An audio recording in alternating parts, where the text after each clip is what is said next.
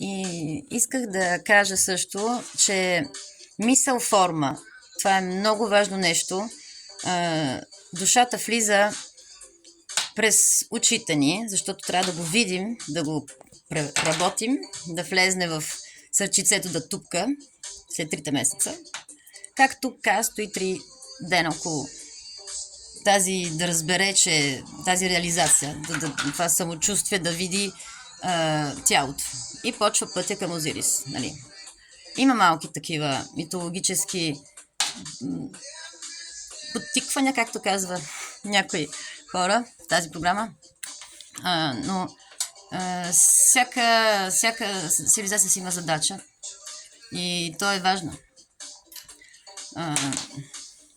Специално ние, представям си, как са показали и откъде си вземал пример първият, който е искал тази цивилизация да започне тази красива и нужна, пълна с любов и грижа, защото няма вече тази грижа за никой, любов Ведант.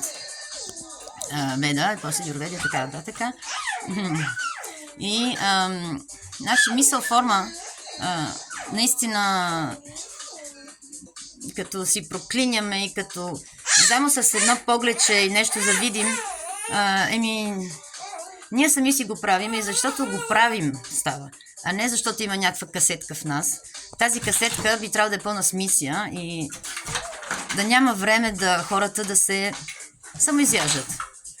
Като почваме да променяваме хората, не търсиме техните таланти и как те да се извишат, а не да се изнишат, там е проблема на кой го чувства, защото може да не е проблем. Има хора, които работят с слушотията и те си знаят как.